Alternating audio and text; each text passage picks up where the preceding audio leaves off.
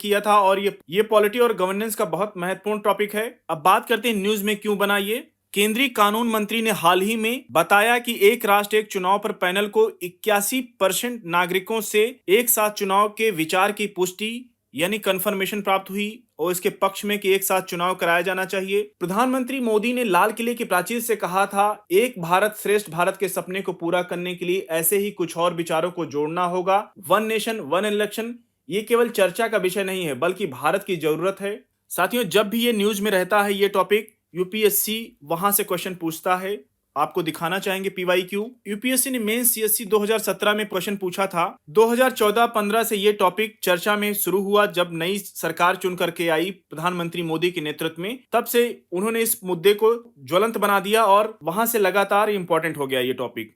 UPSC ने तभी question पूछा था मेंस में, लोकसभा और राज्य विधानसभाओं के एक समय में चुनाव प्रचार की अवधि और व्यय को तो सीमित कर देंगे, परंतु ऐसा करने से लोगों के प्रति सरकार की जवाबदेही कम हो जाएगी। चर्चा कीजिए। 150 शब्दों में इसका उत्तर लिखना था साथियों। अब चर्चा में है तो बहुत इंपॉर्टेंट हो जाता है। यूपीएससी आपके प्रीलिम्स एग्जामिनेशन 2024 में क्वेश्चन रख दे, जो इससे संबंधित पॉलिटी के आर्टिकल है, अनुच्छेद है, वहां से क्वेश्चन पूछ सकता है। तो तैयार रहिएगा, बहुत ही महत्वपूर्ण टॉपिक है। अब बात करते हैं भारत में एक साथ चुनाव की। यह चुनाव की बारंबारता और उससे जुड़े खर्चों को कम करने के विचारों से और लोकसभा एवं राज्य विधानसभाओं के चुनाव एक साथ कराने को रेखांकित करता है। यह एक राष्ट्र एक चुनाव की तर्ज पर है। भारत में एक राष्ट्र एक चुनाव की अवधारणा का पालन 1967 तक पहले 3 लोकसभा चुनाव में किया गया। साथियों, देश में पहले आम चुनाव 1952 में हुआ था, तब एक साथ चुनाव हुए थे। और दोबारा पुनः 1957 में हुआ था, तब एक साथ चुनाव हुए थे। फिर तीसरी बार हुआ 1962 में और उसके बाद 1967 में। हालांकि राजनीतिक अस्थिरता और संविधान के अनुच्छेद 356 के अंतर्गत राष्ट्रीय आपातकाल लागू होने के कारण ये चक्र बाधित हो गया। जब राष्ट्रपति शासन लागू होना शुरू हुआ तो ये चक्र रुक गया। अब बात करते हैं संबंधित रिपोर्ट क्या कहती है। इलेक्शन कमीशन ऑफ इंडिया यानी भारतीय चुनाव आयोग की वार्षिक रिपोर्ट 1983 की रिपोर्ट में सिफारिश की गई कि एक प्रणाली विकसित की जानी चाहिए ताकि चुनाव एक साथ आयोजित किए जा सकें। विधि आयोग की 170वीं रिपोर्ट 1999। विधि आयोग ने कहा था कि हर साल चुनाव के चक्र को समाप्त किया जाना चाहिए। हमें अतीत में जाना चाहिए जब लोकसभा और सभी विधानसभाओं के चुनाव एक साथ होते थे। साथियों, इसको आप अपने मेंस के आंसर में, मेंस एग्जामिनेशन में इस तरह क्वेश्चन पूछा जाएगा। इन सारी रिपोर्ट की सिफारिशों को उल्लेख करने का प्रयास कीजिएगा, जिससे आपको मार्क्स अच्छा मिलेगा। हो सकता है यूपीएससी के प्रीलिम्स एग्जामिनेशन में आपके स्टेटमेंट फॉर्म में एक क्वेश्चन पूछ सकता है कि विधि आयोग की 170वीं रिपोर्ट क्या कहती है, तो तैयार रहिएगा। अब बात कर लेते हैं संसदीय समिति की 19वीं रिपोर्ट की, जो 2015 में आई थी और उन्होंने कहा कि एक साथ चुनाव का विचार का समर्थन किया, जिसे 2017 में नीति आयोग के एक डॉक्यूमेंट द्वारा दोहराया गया था। अब बात करते हैं कि एक साथ चुनाव का इंप्लीमेंटेशन कैसे होगा या कार्यान्वयन कैसे होगा।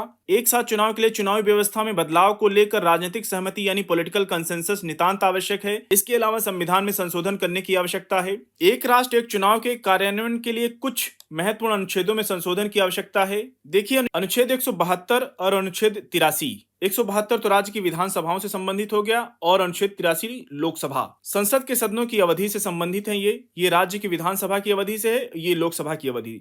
निर्वाचित लोकसभा और राज्य विधानसभाओं दोनों के लिए 5 वर्ष का कार्यकाल की गारंटी देते हैं, जब तक कि वे शीघ्र भंग ना हो जाएं। अनुच्छेद में संशोधन की आवश्यकता है, वो है अनुच्छेद 85। राष्ट्रपति को संसदीय सत्र बुलाने की शक्तियों से संबंधित है ये अनुच्छेद, जो 6 महीने से अधिक का गैप नहीं हो सकता। राष्ट्रपति के पास संसद के किसी भी सदन को स्थगित करने एवं लोकसभा को भंग करने की शक्ति है। और अनुच्छेद 356 में संशोधन की आवश्यकता होगी।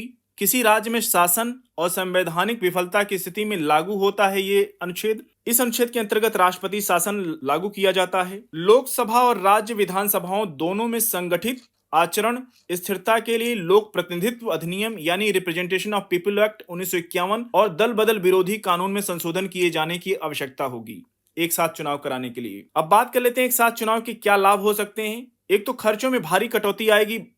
भारत में पिछले 36 वर्षों में प्रत्येक वर्ष एक राज्य या एक राष्ट्रीय चुनाव होता रहा है। इसमें भारी वित्तीय संसाधनों और प्रयासों की आवश्यकता होती है और सरकार और राजनीतिक दलों के लिए ये समय चिंता का विषय प्रतीत होता है।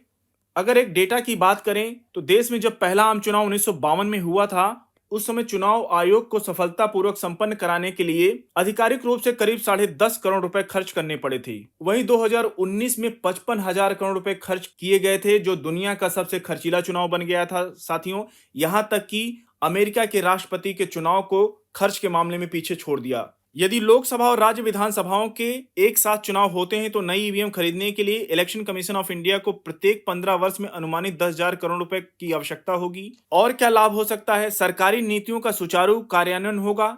देश के कुछ हिस्सों में आदर्श आचार संहिता, जिसको मॉडल कोड ऑफ कंडक्ट कहते हैं, के साथ लगातार होने वाले चुनाव शासन से ध्यान भटकाते हैं और नीतिगत पंगुता आ जाती है। जो ध्यान पॉलिसी मेकिंग में होना चाहिए वो पॉलिसी पैरालिसिस की ओर ले जाता है। आवश्यक सेवाओं में बाधा नहीं आएगी, एक साथ चुनाव होता है, क्योंकि नियमित चुनाव होने से चुनाव प्रक्रिया में बड़ी संख्या में शिक्षकों सहित कई लोक सेवकों की व्यस्तता के कारण आवश्यक सेवाओं की डिलीवरी में बाधा पहुंच सकती है और राष्ट्रीय दलों पर दबाव होता है। एक साथ चुनाव से इन पर दबाव भी कम होगा। सुरक्षा बलों की नियुक्ति जो होती है, आए दिन चुनाव होता है, जो उनका मूल कार्य है सुरक्षा, वहां से हटा करके चुनाव के लिए लगाया जाता है। अब एक साथ चुनाव कराने से सुरक्षा बलों की तैनाती कहां होगी? आंतरिक सुरक्षा के उद्देश्यों के लिए बेहतर ढंग से तैनात किया जा सकता है उनको। अब बात कर लेते हैं संबंधित चिंताओं की।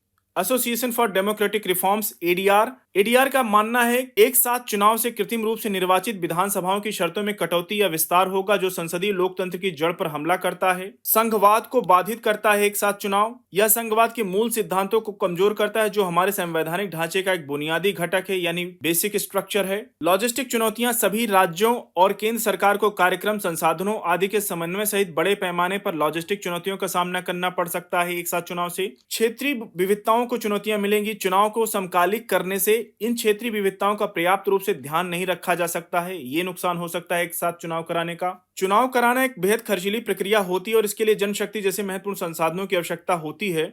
विघटन का मुद्दा, अविश्वास मत के कारण समय से पहले विघटन हो जाएगा। पूरे देश में एक साथ चुनाव कराने से चुनाव आयोग के लिए कई व्यवहारिक कठिनाइयां हैं। इससे सवाल यह उठता है कि क्या सत्तारूढ़ दल के पास सभी 29 राज्यों में पूर्ण बहुमत है? ऐसे में क्या नए चुनाव को संपन्न कराने की आवश्यकता पड़ेगी? एक साथ चुनाव कराने का एक नुकसान ये होगा, क्षेत्रीय पार्टियों को बहुत नुकसान होगा। इससे राष्ट्रीय पार्टी या केंद्र में मौजूदा पार्टी को तो सहायता मिलेगी, वहीं क्षेत्रीय दलों को बहुत नुकसान हो सकता है।